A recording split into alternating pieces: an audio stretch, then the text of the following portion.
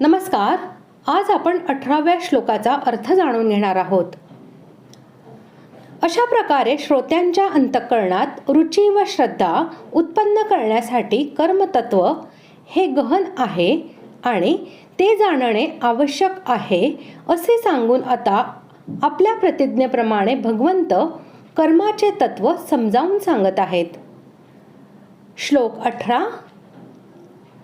कर्मण्यकर्मयः पश्येद कर्मणि च कर्मयः स बुद्धिमान मनुष्येषु सयुक्तः कृत्स्नकर्मकृत्. श्लोकाचा अर्थ: जो पुरुष कर्मामध्ये अकर्म पाहिल आणि अकर्मामध्ये कर्म पाहिल तो मनुष्यांमध्ये बुद्धिमान होय आणि तो योगी सर्व कर्मे करणारा आहे. लोकांची अशी समजूत असते की मन, बुद्धी, इंद्रिये व शरीर यांच्या सर्व व्यापाराचे नाव कर्म असे आहे. त्यातील जे शास्त्रविहित कर्तव्य कर्म आहे त्याला लोक कर्म असे म्हणतात आणि शास्त्रनिषिद्ध अशा पापकर्मांना विकर्म असे म्हणतात. शास्त्रनिषिद्ध पापकर्मे पूर्णतः त्याज्य होत म्हणून त्यांची चर्चा येथे केलेली नाही. येथे जे शास्त्रविहित कर्तव्य कर्म आहे त्यांमध्ये अकर्म पाहणे म्हणजे काय याच गोष्टीचा विचार करायचा आहे. यज्ञ, दान, तप व वर्णाश्रमाप्रमाणे उपजीविका आणि शरीरनिर्वाह यांच्याविषयी जितकी म्हणून शास्त्रविहित कर्मे आहेत त्या सर्वांमध्ये आसक्ती, फलेच्छा, ममता व अहंकार यांचा त्याग केला असता ती कर्मे या लोकी अगर परलोकी सुखदुःखादी फल भोगण्याचे कारण होत नाहीत, तसेच पुनर्जन्माचे कारण बनत नाहीत. उलट ती मनुष्याने पूर्वी केलेल्या सर्व शुभाशुभ कर्मांचा नाश करून त्याला संसार बंधनातून मुक्त करणारी असतात. हे रहस्य समजून घेणे म्हणजेच कर्मामध्ये अकर्म पाहणे होय.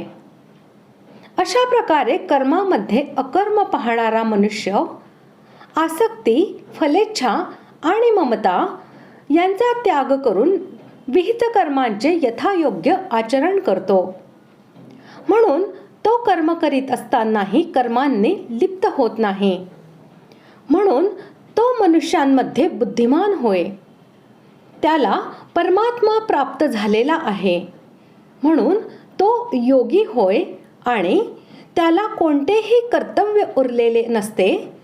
तो कृत्यकृत्य झालेला असतो म्हणून तो सर्व कर्मे करणारा होय.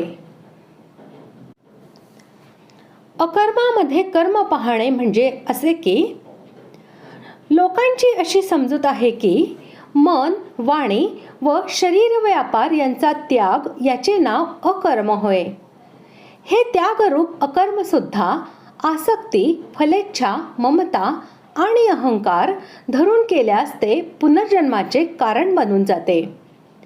इतकेच नव्हे तर तो कर्मांचा त्याग जर कर्तव्य कर्मांच्या अवहेलनेने केलेला असेल किंवा दंभाचारासाठी केलेला असेल तर तो विकर्माचे रूप धारण करतो.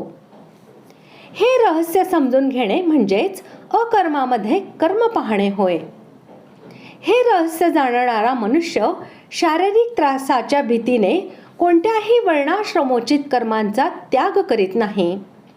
राग, द्वेष, मोह यांना वश होऊनही तो असा त्याग करीत नाही. तसेच मानासाठी, मोठेपणासाठी, प्रतिष्ठेसाठी किंवा अन्य कोणत्याही फलांच्या प्राप्तीसाठी तो असा त्याग करीत नाही.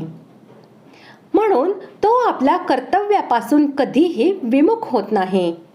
तसेच तो कोणत्याही प्रकारच्या त्यागाशी ममता, आसक्ती, फलेच्छा किंवा अहंकार यांचा संबंध जोडून पुनर्जन्माचाही भागीदार बनत नाही.